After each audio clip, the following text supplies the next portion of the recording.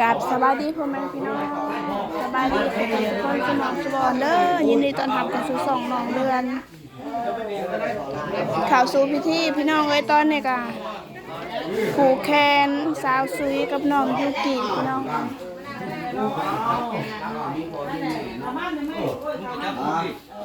จับนั่งดีๆก่อนนั่งดีๆต่อหมอบต่อขามันนี่กามีภาพเขาภาพผ้าเนาะและพันหาตกเขานมของขอบนอกมาขอต่อแขนตกนี่ก็เป็นตกเท้าจันคันอันนี้ตกแก่ตกเป็นเลยว่ามาเดินคนเลยแล้วมือเลือกตกยังหอกะให้มากขอบเขาพันวันนอนกะให้รบกับตาคุณมากมือนี่กะใบคำนะอยู่ได้ผมยังไงตาอยู่เป้าและทั้งเท่าทั้งแก่ทั้งเพื่อทั้งนอกนี่แหละมาปลูกเอาพันให้อยู่ดีมีแห้งให้มีสุขภาพเป็นแกงให้มันยืนเอาสาธุรัดข้อผูกพันพญายมันต่อปุ่มเนาะ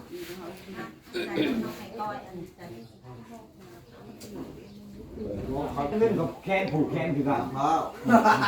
ากก้อนนะ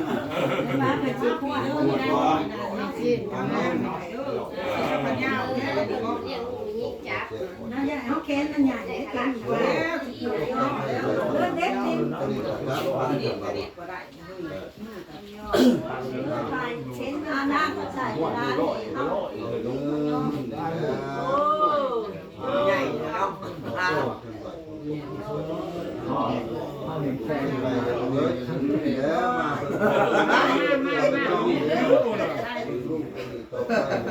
มาเป็นแค่เกี่ยวกับพี่ไปไม่ใช่ตัวเราไม่ได้เขาของแม่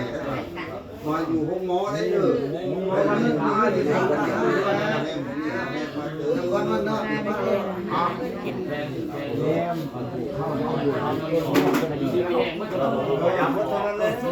มีแต่เงินคนไม่เอาชุดมันมีแต่เรื่องเงินแพงเวลามาเล่นเล่ากันมันจะโค้งสามารถตัวอะไรกันแล้วเลยบ่มีแห้งแล้วเว้ยเอาเลยทำให้แห้งแห้งทำให้ขาดเล็บหน่อยเละอีกคนใหญ่นั่น หมดแล้วให้ปลูกก็ปลูก มาปลูกหายล้านไปหาร้านหน่อยเด้อ เขาเองบ้าผู้ยิ่งผู้ คุณยิ่งยังก็ไปหมดแล้วหมดแล้วคุณยิ่งลูกคุณยิ่งเนาะไม่ใหญ่ไม่แล้วเขาปลูกแล้วปลูกแล้วเขาแล้วคือเป็นมิตรลูกไม่ยิ่งกันล่างเอาแล้ว บ่ได้ยากบ่ได้ยากเนี่ยโอ้ยว่าแห่งพ่อโอ้ยใช่บ่ยากสุดเลยนะบ่ได้ใช่แหละก็บ่ยากใช่ยอมลูกนั่งข้างกับกระปิกระปีกับใช่โอ้ยเอาบ้านเอาบ้านกับเด็กได้น้องหลายพวกนี้แล้วไปทางสุดบนทุ่งเงาไก่มาเด้อวันนี้ที่ฝ่ายกันมาแล้วมาเป็นไรมาตัวมาไก่เรื่องใหม่ก็มี ผัดจะว่าบ่เอาสิวันปีใหม่ก็มีอยู่นะให้เขาขัดใจผู้ตะดีว่าอยู่ขัดใจเลยได้ร้านได้บ้านไม่ได้ที่ไม่ได้เน้นดูว่าขัดใจหลังๆนะกระดองหูอยู่ได้นะนี่แล้วแนวไม่ได้ยากอยู่แล้วที่นอนเนี่ยก็ยากแล้วใส่ที่อย่างนี้เอานั่งแล้วมาเห็นบ่เห็นเรามีทางออกที่โต๊ะกับบ่ใช่ไม่ใช่แล้วใช่จนตายหมดแล้วมันมีหลายตัวใช่มีเล่นมันได้เล่นแต่มันเป็นร้านเล่นมันไม่ได้แต่เพิ่งมานั่งว่า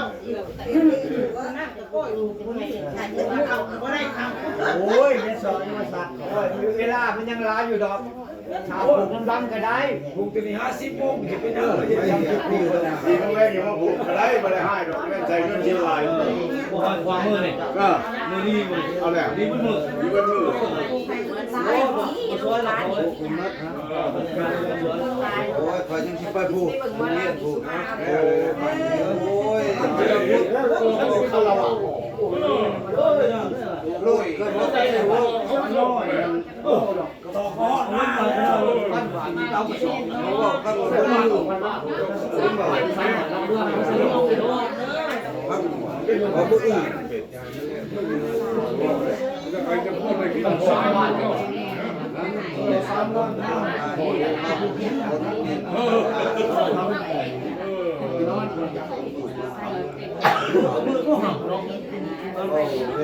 เอาไป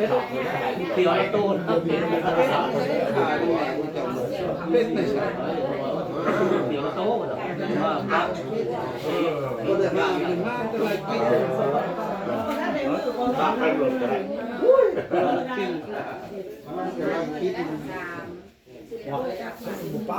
ป้ากินมันอร่อยสองแล้วเขาบ่ฮอดเนาะเรื่องนี้จริงมันได้มาเป็น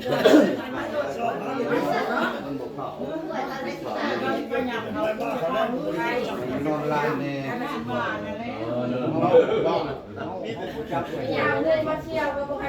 บรรยากาศในการผูกแขนตอนเช้าก็สิประมาณนี้พี่น้องเลย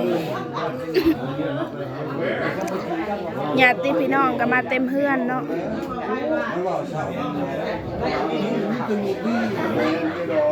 นั่นคือพ่อในทางตีในทางตีมึงยังบ่ตื่น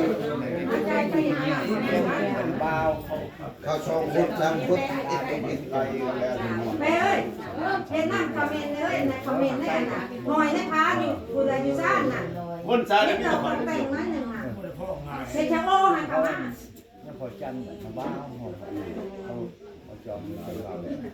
เอาผูกมันไม่แข็งในบุกไปสิผูกก็ผูกแล้ว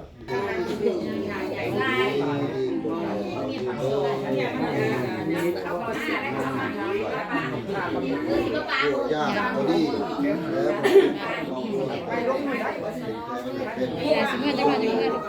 เป็นร้านตัวนี้ได้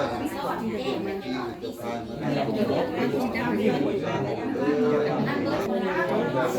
ไอ้เองได้สองหน่วยรับสอง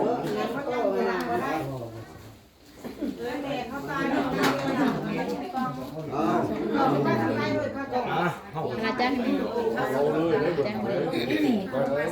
ประชุมดูว่าอยู่แล้วก็นุ่มใจกระดาษทรายห้องอีซีล่ะว่าจัดก็นี่ต่อไปก็นี่เขียนทางเขาเสาอยู่ในร้านอยู่เพื่อถูกข้าวผู้ให้พอเข้าไปที่ถูกข้าวแกงมันโดนไปที่ไม่ยืนเอาผู้เขาเรียกข้าวไม่ยังเงิ้งขี้เหม็นอยู่ในสาย หน่อยนะคะนี่ชึงถ้าขี้ไผ่นะต้องแต่งนะถ้าขี้ไผ่หันได้ซ่านได้ปลาโหลดหน่อยนะคะน่ะตำน่ะตำน่ะเมกระโตกย่านอันข้าช่างมุ่มนะหัน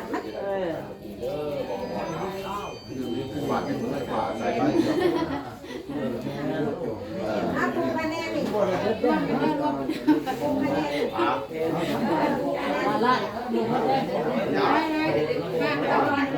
มีร่วมกับเป็นบ่เจ้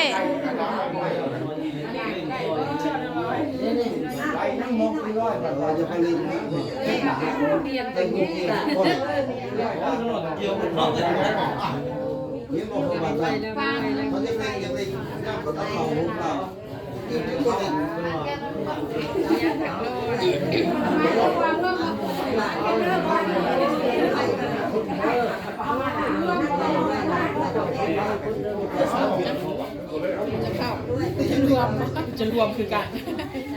ก็จะรวมคือกัน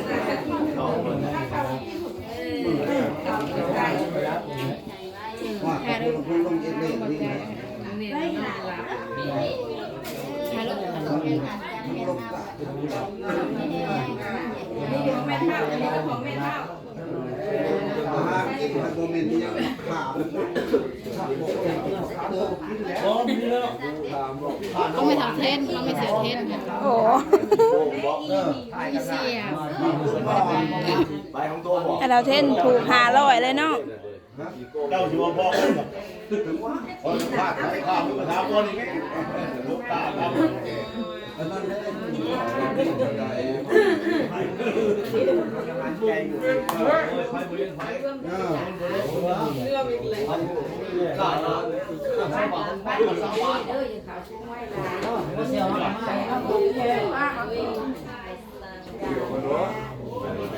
เขาบ้านหลังนี้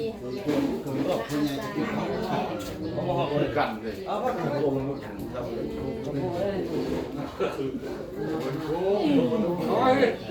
มือว่านมันชื่นเพราะวันหลังก็ไปเลยแล้วมันจะประชุมว่ามันลุกข้างๆเกมเล็กเขาอยาก เด็กมาถึงตลอดมึงจะเจอนาทีมั้ยมันตุ้มันตัดไปแล้วมึงลงกดกรรม เก่าเลยเก่าไป ไม่ได้ให้มันล่าเองมัน พอแล้ว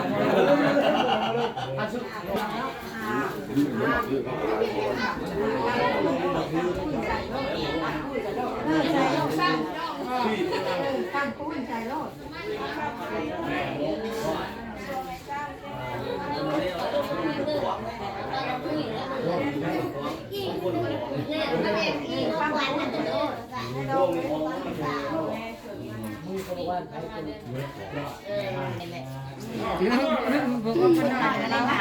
คลิปนี้ก็ล่าเลยพี่น้องกราบขอบคุญขอบคุณสุขูสุขคนเด้อที่เข้ามาเบิ่งมาติดตามเป็นกำลังใจให้แม่เดือนขอให้อยู่ดีมีแห้งบ่สุขูสุขคนสุขภาพร่างกายแข็งแรงอายุหมันควรยืนพบกันใหม่คลิปหน้าพี่น้องกราบสบายดี